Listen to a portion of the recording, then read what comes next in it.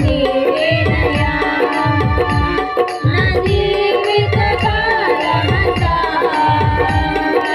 ఆరాధించి కొలవతును స్తుతి పాడుటకే ప్రతిష్ఠించిన జీవనదాతయు నీవేనయ్యా. దేవుని నామానికి స్తోత్రం. హల్లెలూయా. దేవునికి స్తోత్రం. హల్లెలూయా. చేతులెత్తి దేవుని స్తుతిద్దాం ఒకసారి. దేవునికి స్తోత్రం. హల్లెలూయా. గట్టిగా చెప్తాం, దేవునికి స్తోత్రం. హల్లెలూయా. మరి మంచిదండి, పాట కార్యక్రమాలు ఇంతతో ముగించబడింది. అవకాశాన్ని బట్టి పాటల మధ్యలో ఇవ్వబడతా ఉంటుంది. మరి మన మధ్యలో బాల్పేట నుంచి ఉన్నటువంటి సహోదరుడు వచ్చి ప్రత్యేకమైన సాక్ష్యం చెప్తారు. ప్రభు తన జీవితంలో జరిగినటువంటి సంఘటన, ప్రభు ఏం చేశాడు, తన మరణ పడకల నుండి ప్రభు తనను లేవనెత్తినటువంటి సంగతులు అని చెప్తుండగా శ్రద్ధ కలిగి ఆలకిద్దాం.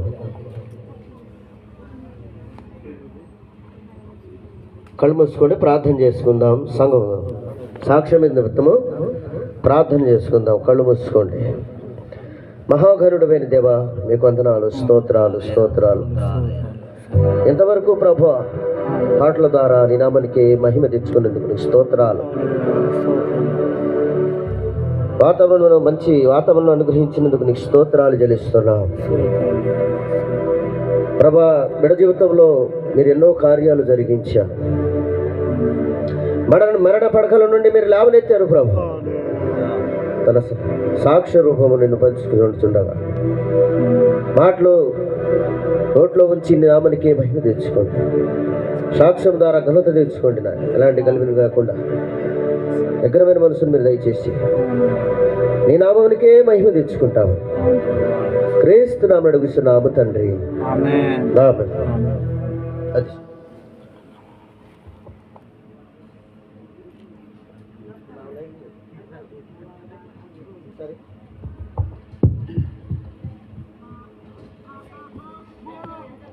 అయ్యగారు వందనాలు, అమ్మగారికి వందనాలు, తోడుచిన పెద్దలకు వందనాలు. నా సాక్ష్యం ఏంటంటే, నేను ఫస్ట్ నుంచి అన్య నుంచి వచ్చాను. పూజలు బాగా చేశాను. సమ్మక్కైనా ఏ దేవుళ్ళకైనా బాగా చేసేది. చేసినాక నాకు ఆ అన్యుల నుంచి బాగా నాకు పేగు వచ్చింది. పేగు వచ్చినాక పేగు బయటకు వచ్చేసింది ఈ పొరబలికి. అది ఆపరేషన్ చేయాలంటే సంవత్సరం నుంచి అంతే ఉంచుకుంటున్నా కానీ భయం అవుతుంది నాకు. అయితే మా మిస్సెస్ అనగా ఏం కాదు బాబా, మత్తు సూదేస్తారు, ఏం కాదు అని చెప్పింది. సర్లేనాక అంతే సంవత్సరం నాకు ఉంచుకొని తర్వాత ధైర్యం చేసి ఆపరేషన్ చేసుకున్నాక అది అయిపోయినాక మళ్ళీ ఇన్ని దేవుళ్ళు చేసినా కూడా ఏం కావట్లేదు. మళ్ళీ పక్షవాతం వచ్చింది నాకు. పక్షవాతం వచ్చినాక ఆరోగ్యంలో ఆరోగ్య ఆఫీసులో పోయినాక ఆడికి పోయినాక నరం ఇట్లా గడ్డగట్టని బ్లడ్ అని చెప్పిండు. ఆడకు 20,000 అయినాయి. 20,000 అయినాక సర్లే అయినాక మళ్ళీ అన్నీలో ఉన్నప్పుడు నాకు బాగా ఇదైంది. మళ్ళీ మాది కిరాణా షాప్ అయినాక మాకు ఎదురుగా ఒక ఆమె పెట్టింది. మాది అప్పుడు దేవుళ్ళు రాలేదు. దాదాపు 2 లక్షల మందు తెచ్చేది. మందు ఎక్కడెక్కడ వాళ్ళందరూ వచ్చి మా దగ్గరే తాగేది. కానీ ఊరు మొత్తం బాగా వీడు బాగా నడుపుతుందని చెప్పి పోలీసు వాళ్ళకి కంప్లైంట్ పెట్టినాక ఏం చేశారంటే వాళ్ళు ఎదురుగా పెట్టినాక వాళ్ళు మంత్రశక్తులతోని బాగా మాకు చేపిస్తున్నారు. చేపిస్తుంటే ఏం చేసిందంటే ఫస్ట్ ఈయన్ని లేపేత బాగా ఈయన్ని అనుకున్నారు. ఈ లేపితే వీడు కాదు అసలు ఆమె నడిపించేది, ఆమె నిర్వహణ నడిపించేది, వీడిది ఏమి లేదని చెప్పి నన్ను తీసేసి ఆమె పెట్టారు. ఆమె పెట్టినాక ఇక ఏ దేవునికాడ పోయినాక ఆమెదే వస్తుంది. వస్తుంటే అసలు ఎట్లా అయినాక మనకి దేవుళ్ళు ఉంటే బాగా మనకి ఇక మంత్రశక్తులు బాగా చేస్తున్నారు కాబట్టి మనం యేసు నమ్ముకుంటే మంచిది అంటే అవును బాబా అన్నది. కానీ ఇళ్ళో రాకముందు సంవత్సరం ముందు అన్న, కానీ మీరు రాలేదు. అంతే నడిపించుకున్నాక ఏం చేసిందంటే సంవత్సరం అయినాక మా అమ్మ వచ్చింది. మా అమ్మ ఇల్లోకి వచ్చింది తెలియదు నాకు. తెలియకుండా నేనేం చేసినంటే మా అమ్మ వారం వచ్చింది బుడిదంపడు. అది వచ్చింది మా పెన్నం కొడుకు తాగుతుంటే ఆయన గురించి వచ్చింది, నా గురించి రాలే. ఆయన గురించి వచ్చినాక ఏమో చర్చి కన్నా ఉంటుంది. నేనేం చేసినంటే ఈ సైడ్ కాలువ ఉంటే సైడ్ కాలువలో ఊరికే పెట్రోల్ అమ్ముతాం మేము. అది కింద పడిపోతుంది. కింద పడితే గాలితో మొత్తం కింద పడిపోతుంది. ఏం చేసినంటే ఇట్లా మిషన్ టైలరింగ్ చేస్తా. ఇక నువ్వు మిషన్ కుడతావు కదా, ఏమొద్దు నేను సుతారు మాట్లాడతా అంటే, సరే మాట్లాడు 500 ఇద్దాం కూలి అని చెప్పిన.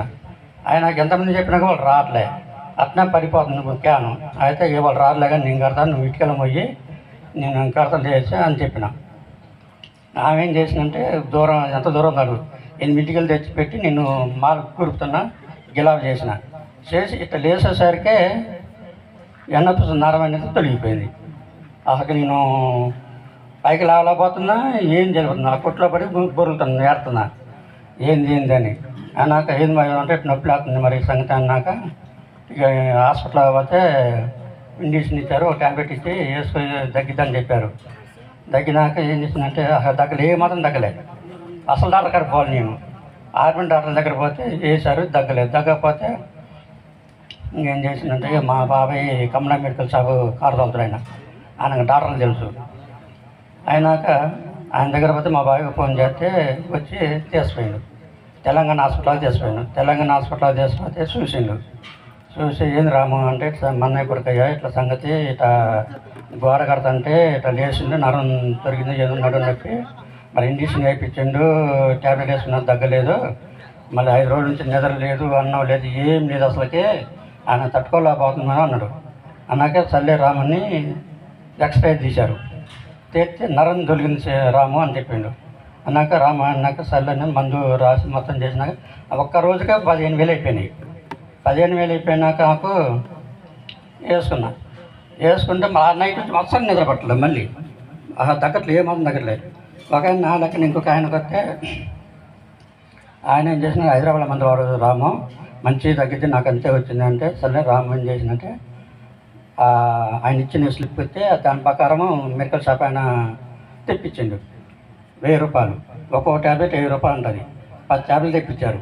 తెప్పించినాక వేసుకుని ఏ మాత్రం తగ్గదు. ఇంకా తగ్గక ఉండేసరికి ఏం చేసిందంటే ఈ మా పెద్దమ్మ బుడిదంపాల్లో ఏదో పుల్ల పెట్టి కొడతాంట నడుము మీద పొద్దున్నే. అది వచ్చేసరికి 3 రోజులు పోతే 3 రోజులు ఏం తగ్గలే. మా పెద్దమ్మ ఇంటి పక్కన మా పిన్నామంటే వచ్చి చర్చి కాబట్టి మా అమ్మాయి చెప్పిందంట, ఇట్లా పిల్లగాడికి నడుము నొప్పి లేచింది, అసలు తట్టుకోలేకపోతుండు అన్నాక మా అమ్మ వచ్చినాక అయ్యగారు చెప్పిండు ఆదివారం తీసుకురానమ్మా అని చెప్పినాక ఆదివారం నాడు తయారుగా పోతాం చర్చికి అన్నది. అన్నాక సర్లేని తయారు నేను లేవలేకపోతున్నా, ఆటోలో పనుకోలేకపోతున్నా. ఈ ఆటోలో వేసుకొని వచ్చి బలిపిల్లిగా దిగి మళ్ళీ ఆ నుంచి ఈడికి రావాలి, బుడిదంపడు రావాలి. బుడిదంపడు వచ్చినాక నేను అనుకుంటున్నా ఆర్చం చర్చి ఉంది ఒకటి రోడ్డు మీద బలిపోయాను, అది బుడిదంపడు స్టేజ్ ఇక్కడ, అది అనుకుంటున్నా. మరి ఇది తెలవదు నాకు. ఇక తెలియదు. ఆమె భుజంలో చేసుకొని తీసుకుని వస్తుంది. ఇంకెంత లెక్క ఎంత లెక్క అంటే ఏ నేరా అంటుంది. నా వల్ల కదమ్మా, నేను రోడ్డు మీద పనుకుంటా, నా వల్ల కదా, అసలుకి నొప్పి బాగా ఎక్కువ అవుతుందంటే సర్లేరని చెప్పి తీసుకొచ్చింది. చర్చి అన్నవాళ్ళు మరి అంతా తాటాకులు ఉన్నాయి, అన్నీ ఉన్నాయేమో, సెలవు గుర్తులేదు, ఏం లేదు, ఇదేం చర్చి ఏమో అని నేను అనుకుంటున్నా. కానీ నేను ఇట్లా ఈ చెరువు కాడ అది వేసుకుంటారు, గుడిసెలు వేసుకుంటారు కదా, నేను వాళ్ళనుకున్నా. అన్నాక దేవుడు రామనికి రా అని చెప్పి తీసుకొచ్చినాక ఇక అయ్యగారు అప్పుడు ఇస్త్రీ చేసుకుంటాను చర్చిలోనే ఆదివారం రోజు తీసుకుని వస్తుంటే నేను వచ్చి ఎమ్మట మూలగా పండబెట్టి ఏమైందమ్మంటే సంగతి అయ్యా నడుము నొప్పి లేకపోతే అన్నాక తట్టుకోలేట్లే. అమ్మగారు ఏం చేసిందంటే ఇడ్లీలు తీసుకొచ్చింది.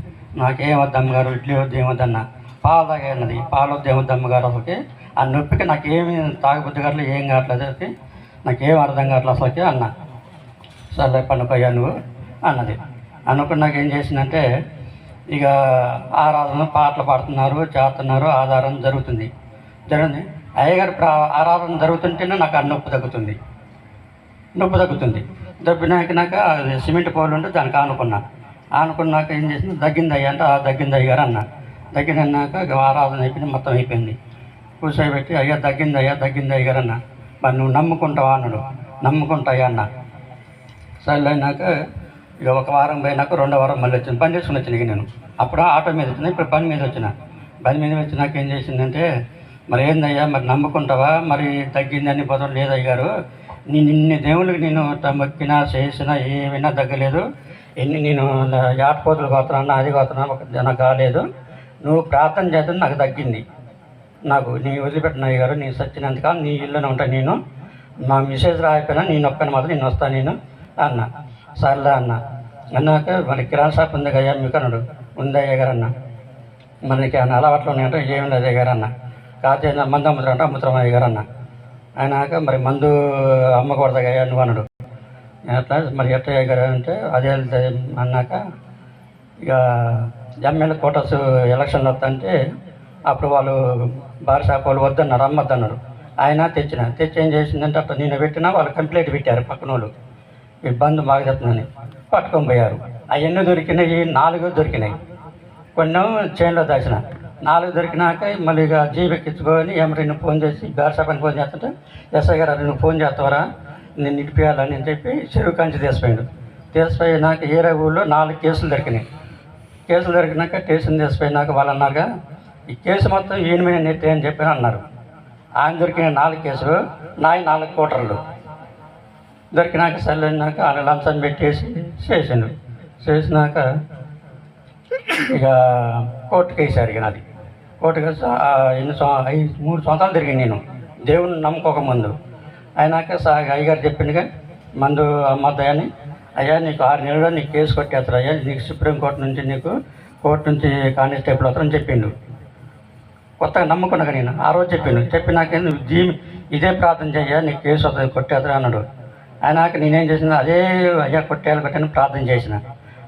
డేట్ వేసుకున్నాక సుప్రీంకోర్టు నుంచి ఒక కానిస్టేబుల్ వచ్చింది మన కోర్టు నుంచి వచ్చి జాలా శ్రీనివారు అంటే సంగతి అయ్యా అట్లా నీ పేరు కొట్టేస్తారు అంటే రానడు కోర్టుకు రాను అంటే కోర్టుకు పోయినా.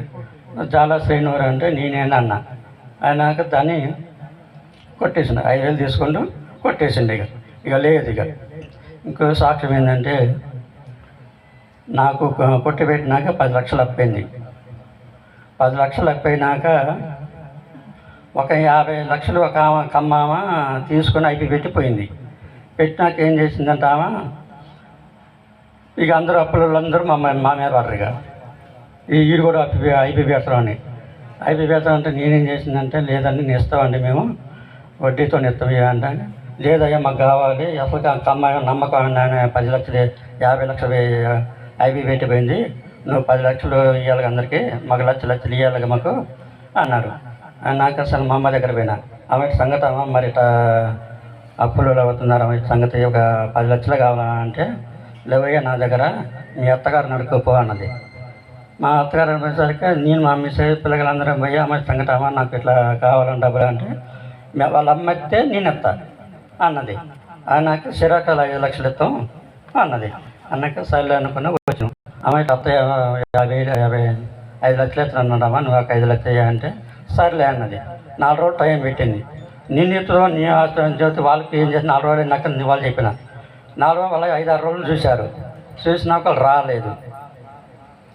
ఏం చేసిందంటే అమ్మ ఏందమ్మా అడుగుతు నాకు పొద్దున్నే వస్తున్నారమ్మా మరి ఎట్టా మరి ఇట్లా అంటే నాకు తెలియదురా నేను ఇయ్యను డబ్బులు ఇవ్వను నీకు, నువ్వు దేని ఏం చేసినావు డబ్బులన్నీ అన్నది. ఏం చేసినామా పిల్లకాయలు చదువు ఇంగ్లీష్ మీడియం కావాలి నీకు తెలుసు కావాలి అంటే చదివించినవరా నా తెలియదు మీ అత్తగారిని అడగపో అన్నది. ఏమంటే ఏం చేసిందో సార్లు వాళ్ళు వస్తాను పోతుంటే చెబుతున్నా. నేను చెబుతుంటే ఏం చేసిందంటే ఇక మా ఇంటి పక్కన మా ఒక అబ్బాయి ఉండు, ఆ అబ్బాయి సెల్లో గేమ్ ఆడుతుండు. గేమ్ ఆడుతుంటే 10 లక్షలు అప్పులు చేసిండు. చేసినాక వాళ్ళమ్మ వాళ్ళ నాన్న అందరు కలిసి తీసుకొచ్చి అప్పు తీశారు, మొత్తం తీశారు. వాళ్ళు సింహపల్లిలో భూమి ఉంది దానికి అబ్బాయికి కట్నం కింద ఇచ్చారులే, అది అమ్మి కట్టారు. కట్టినాక మళ్ళీ ఏం చేసిందంటే మళ్ళీ తల్లికి తండ్రికి పిల్లలకి తెలవకుండా మళ్ళీ ఆడుతుంది గేము. మళ్ళీ 15 లక్షలు అప్పయింది. అప్పయినాక మళ్ళీ వాళ్ళు వచ్చి అడుగుతున్నారు. అడిగితే చెప్తా ఎట్లా అంటే ఏమయ్యా నేను ఏదో 10 లక్షలు ఇచ్చినావు భూమి అమ్మి ఇచ్చినావు, ఇక మా దగ్గర అడిగి మనకు చేసుకుంటే వెళ్తుంది మనకి, నీ కట్నం చిన్న భూమితో అమ్మి చేసినావు, ఇక నువ్వు ఇష్టమన్నాక ఇక జనం ఇదైతే టార్చర్ ఎక్కువయ్యి అబ్బాయి మా దగ్గరకు వచ్చిండు. వచ్చి అన్న ఎలకల మందు ఇవా అన్నాడు. లేదురా అన్న అన్నాక మరి ఏరే సప్పరికి పోయిండు. ఆరు లేదన్నాడు. ఆరు లేకపోయినాక సర్లే ఏం చేసిందని ఇక తండా పోయి తండాలో ఎలకల మందు తీసుకొని పోయిండు. పోయి తాగి మార్చేయంలోనే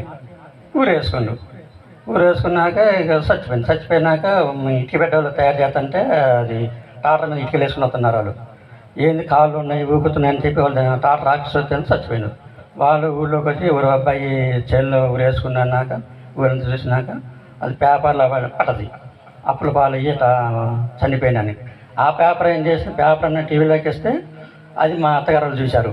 వామ్మ నా పిల్లగారు ఆగమవుతారు అని చెప్పి వాళ్ళు ఏం చేశారంటే అయ్యగారు ప్రార్థన చేయనుడు చేసిన అయ్యా నువ్వే మాట్లాడయ్యా వాళ్ళతో మాట్లాడు ఓ ధరన నాకు అప్పు తీరుతాయ్యా అని చెప్పని అట్నే ప్రార్థన చేసినాక మా అత్తగారు పోయి పేపర్ చూసినాక ఆమె అందరు అక్కజులను కలిసి ఆ మామ సంగతి ఆమె వద్దామ పిల్లగారు ఆగమవుతాడు మరి ఆ 10 లక్షలు ఇద్దామా మనం మనకున్నాయి కావా అని చెప్పారు. అయినాక పిలిపించారు. అయ్యా మెమ్మి అంటుంది కాబట్టి నువ్వు ఆగంగా మాకు నువ్వు అని చెప్పి ఏం చేసిందో 10 లక్షలు తీసుకొచ్చి వాళ్ళు కట్టేసాను. వడ్డీలే మేము చెప్పి నాకైతే చేత కాదు వడ్డీ నేను అసలు మీరు ఇచ్చారు కదా ఆ మంద నేను ఇస్తాను నేను అన్న. సర్లే మరి వడ్డీ అయిపోతాం మళ్ళీ ఆమె అసలుకే కొట్టింది కదా నువ్వైనా నాకు లచ్చకిస్తున్నావు కదా నువ్వు వడ్డీగా అయితే మళ్ళారా అని చెప్పి తీసుకున్నారు. వాళ్ళు తీసుకున్నాక ఇది చేయమాకండి అయ్యా మీరు అప్పులు అన్నారు. ఇక అయిపోయినా ఇంకోటి ఏంటంటే నేను తలకి రంగు వేసుకుంటున్నా. అయ్యగారు అన్నాడు వద్దన్నాడు. కానీ ఆయన మాట లెక్క చేయకుండా వేసుకుంటూనే ఉన్నా. నేను వేసుకుంటుంటే ఏం చేసిందంటే వద్దయ్యా వద్దు చేసుకోమాకయ్యా వద్దు అన్నాడు. అయ్యి నేను వేసుకుంటా అయ్యగారు అని చెప్పి 3 సార్లు చెప్పిన మొహం చేసుకున్నా. 4వ సారికి ఏంటంటే కటింగ్ పోయినాక కటింగ్ దగ్గర రంగు కలిపి పెట్టినాక ఏం చేసిందంటే అతను పూసేసరికి తలక ఇంత లావైంది. కాలేదు దగ్గర అట్ట అనిపించింది నాకు. అయినాక సరే నాకు ఏంది ఇంకన్నా తలకాయ లావైంది ఏంటి నువ్వు రంగు ఎట్టపోయానాక ఏడ చేయను మంచిగా ఉంది కానీ అన్నాడు. లేదు లావుందన్న. సరే నాకు ఏం చేసి ఇంటికి పోయినా నీళ్ళు కాబెట్టిన స్నానం చేసిన. ఇంట్లో గట్ట కాలు పెట్టినా జ్వరం అందుకుంది. ఫుల్ జ్వరం అంది అసలుకి నడవలేకపోతున్నాం ఫుల్గా. నాకు ఎట్లా వెళ్ళినాక హాస్పిటల్కి కూడా నయ్యం కావట్లేదు. ఎట్లా అన్నాక అయ్యగారికి ఫోన్ చేసిన ఇటు సంగతి అయ్యగారు ఇట్లా జ్వరం జరిగానంటే ప్రార్థన చేసిండు. కొద్దిగా తగ్గినాక మళ్ళీ అందుకుంటుంది. ఎట్లా అన్నాక ఇక మకాలు వేసి నైట్ పూట 3:30 అయింది. ప్రార్థన చేసిన అయ్యా నేను సాక్ష్యం చెప్పంటే కానికే పెట్టుకుంటా అయ్యా నీకు నాకు అర్ధగంటలోనే తగ్గిపోవాలి నాకు అనుకున్నాక అర్ధగంటలోనే మొత్తం పూర్తి అయిపోయినాక చూసిన గట్టింది నా మాట లెక్క చేసిన ఇక్కడ జరిగింది ఇన్ని డబ్బులు నువ్వు పెట్టినావు హాస్పిటల్కి వేసుకోకుంటే మళ్ళీ ఆయన రాకుండా ఉంటుంది తెల్లయి వస్తున్నాయి అన్నాడు. సన్నాక వేసుకోకుండా ఉంటే ఇక నేను మా పాప ఎస్పీటీ కాలేజీకి తోడు రావాలి. పోతుంటే వాళ్ళ అమ్మటికి సంవత్సరం అంటున్నా తాతయ్య వచ్చింది అంటున్నారంట. మా తాతయ్య కాదు మా నాన్న ఆయన అన్నమాట. ఇక మీ తాత అనుకుంటున్నా అంటున్నాట. అయినాక సరే అయినాక మమ్మీ నేను దాటితో నేను రాను మమ్మీ నన్ను మీ తాతయ్య వచ్చిందంటారు మా ఫ్రెండ్స్లు అని అంటాడు. అంటే సరే ఎట్లమ్మా వేసుకోయాలంటే నేను వేసుకొని అసలుకి పోయినసారి ఎంత జరిగిందన్న. సర్లేదన్నాక ఇక మన ఏం చేశారంటే వాళ్ళు మాట అని చెప్పి మా బాబాయ్ మా పెన్నామ వీళ్ళందరూ నలుగురు వేసి కుర్చీలో కూర్చోబెట్టి అనకబెట్టి పూసారు. లేకుండా పూసినాక వద్దన్నాక గంట సేపు ఉంచారు అండాలని ఎమ్మట పోయిద్దిగా పియ్యగానే ఎమ్మట ఊడిపోద్ది మనం నీళ్ళు పోసుకుంటారని గంట సేపు ఉంచారు. ఆ ఎండలు నాకు ఎండిపోయినాక ఆ ఎండిపోయిన కానీ ఒకటే జ్వరము కాలు నొప్పి ఒళ్ళు అన్నీ నొప్పి లేదంటే హాస్పిటల్కి పోతుంటే ఏం లేదు. అయినాక ఇక మళ్ళీ అయ్యగారికి ఫోన్ చేసి అయ్యగారు నాకు తప్పింది అయ్యగారు మేమే పూసినాం ఇక ఆయనకి అసలు భూయం అసలు మేము అని చెప్పి ఇక భూయలే వాళ్ళు ఇక పూయత వద్దనుకున్నారు వాళ్ళు మేము అసలుకి మేము పూయం అయ్యగారు మాకు తప్పింది క్షమించనని అయ్యగారికి ఫోన్ చేసి చెప్పారు. చెప్పినాక మళ్ళీ అది టెస్టులు పెట్టారు చేశారు. నడుము నొప్పి మన షుగర్ 400 వస్తే 400 వచ్చింది. ఆకి ఏం తట్టుకోలేకపోయాను నేనైతే. ఇక ప్రార్థన చేసి మందులు అనేది చేసిన. ఇక నీరసమై చేతి కాలు నొప్పి అతను ప్రార్థన చేస్తే అయ్యగారు తగ్గింది. అప్పుడు 125 వచ్చింది. ఇక దేవునికి ప్రార్థన. స్తోత్రం. కొద్ది సాక్ష్యం దేవుడు దీవించునుగాక. దేవునికి స్తోత్రం. గట్టి చెప్తాం, చేతులేపి దేవునికి స్తుతిద్దాం. దేవునికి స్తోత్రం, దేవునికి స్తోత్రం. దేవుని బిడ్డలారా, మరి తన జీవితంలో దేవుడు ఎన్నో గొప్ప కార్యాలు జరిగించాడు. తన మరణ పడకల నుండి ప్రభు తనను లేపాడు. తన నడు నొప్పితో బాధపడుతూ నా దగ్గరకు వచ్చినప్పుడు ఆయన వాళ్ళమ్మ మా దగ్గర ప్రార్థనలో ఉంది. మరి ఆయన ఎక్కడికెక్కడికో వెళ్తున్నాడు. ఆ నొప్పి తట్టుకోలేక, నడు నొప్పి తట్టుకోలేక హాస్పిటల్ దగ్గరికి వెళ్ళాడు. మరి బాగుజాతుల దగ్గరికి వెళ్ళాడు. తర్వాత ఎవరు ఏదంటే ఆ ప్రాంతానికి పరిగెత్తాడు. నడువు నొప్పి తగ్గట్లేదు. ఎందుకంటే డాక్టర్ దగ్గరికి వెళ్తున్నారు. డాక్టర్లు ఏం చెప్పారంటే, నీ నడుముకి ఆపరేషన్ పడింది. నీ నడుము నొప్పి ఆపరేషన్ అంటే ఒక ఆస్తి పంజరం లాగా ఉండాలి. నువ్వు ఆపరేషన్ సక్సెస్ అయితే బ్రతుకుతావు. నువ్వు బ్రతికి ఎలా ఉంటావంటే ఒక ఆస్తి పంజరం లాగా ఉంటావు. మంచంలోనే పడి ఉంటావు. లెగవటానికి కుదరదు. ఎన్నపూసలో చాలా సన్నని నరాలు ఉంటాయి. ఆ నరాలకి ఏదైనా జరిగితే మాత్రము డేంజరస్ మనిషికి. కనుక రెండే రెండు, ఒకటి సక్సెస్ అవ్వచ్చు, రెండోది చనిపోవచ్చు. సక్సెస్ అయితే మాత్రము నువ్వు ఎలాగ ఉంటావు? ఆస్తి పంజరం లాగా ఉంటావు. లెగవటానికి కానీ, తినడానికి కానీ, తిరగడానికి, పని చేయడానికి నువ్వు పనికిరావు అన్నాడు. అప్పుడు ఎలాగని దేవుని దగ్గరకు వచ్చి బతిల్లాడుతున్నప్పుడు ప్రభు ఆయన మొర్ర ఆలకించి తాను ప్రేమించి దేవుడు ప్రార్థన చేస్తూ ఉండగా ఆరాధనలో నుండి తనలో నుండి ఒక శక్తి బయటికి వెళ్ళిపోయినట్టుగా ఆ దర్శనం ద్వారా కనపడింది. ఎప్పుడైతే వెళ్ళిపోయిందో ఆయన చక్కగా లేచి నిలబడి నడవటం స్టార్ట్ చేశాడు. దేవునికి స్తోత్రం. అని చెప్తాను, దేవునికి స్తోత్రం. మరణ పడకల నుండి డాక్టర్లు అన్నారు దాదాపుగా 4 లక్షల రూపాయలు అవుతుంది ఆ ఆపరేషన్కి. ఎక్కడ కాదు, హైదరాబాద్ తీసుకెళ్ళండి అన్నారు. దానికి సంబంధించినది ఇక్కడ దాన్ని ఏమంటారంటే సిస్టమ్, దానికి కావాల్సినవి అని ఇక్కడ దొరకవు, హైదరాబాద్ తీసుకెళ్ళమని చెప్పారు. సామాన్లు మా దగ్గర లేవు, హైదరాబాద్ తీసుకెళ్ళమని చెప్పారు. అయినా ప్రభు సన్నిధిలోకి వచ్చినప్పుడు ప్రభు ఆయనను మరణ పడకల నుండి లేవనెత్తాడు. మన దగ్గరకు వచ్చినప్పుడు వేరే వాళ్ళ దగ్గర పనికి వెళ్తూ ఉండేవాడు. టైలర్ పని చేస్తూ ఉన్నాడు. ఆయన వేరే వాళ్ళ దగ్గర పని చేస్తూ ఉన్నాడు. అట్లా కదయ్యా, మనం దేవుని నమ్ముకున్నాం కనుక ప్రార్థన చేయి, ప్రభు నీకు మంచి పనిని ఇస్తాడు అన్నాడు. ప్రార్థన చేస్తూ ఉండగా చిన్నగా సొంతంగా కొట్టు పెట్టుకున్నాడు. చిన్నగా దాంట్లో నుండి ఇప్పుడు వైఎస్ఆర్ కాలంలో అక్కడి నుండి బల్లిపల్లికి తీసుకొచ్చాడు. పెద్ద షాప్ పెట్టాడు. దేవునికి స్తోత్రం, దేవునికి స్తోత్రం. పెద్ద షాప్ పెట్టాడు. ఇప్పుడు చక్కగా కుటుంబము అలాగే ఆరోగ్యము అన్నింటిలో నుండి దేవుడు ఇతనుగాను దీవించేశాడు. ఎన్నో మరి మరణ పడక నుండి ప్రభు లేవనెత్తాడు. తన జీవితంలో ఎన్నో గొప్ప కార్యాలు జరిగించాడు. ఈ కాదు ఎన్నో, ఒకటి కాదు రెండు కాదు, తన కుటుంబముల పట్లగా. కనుక ఎన్నో కార్యాలు చేసిన నుండి దేవునికి మనం స్తుతిద్దాం. అందరం లేచి నిలబడదాం. ఒకసారి కొద్ది నిమిషాలు ప్రభుని స్తుతిద్దాము. చాలాసేపు నుంచి కూర్చొని ఉన్నాం కనుక అందరం లేచి నిలబడదాము.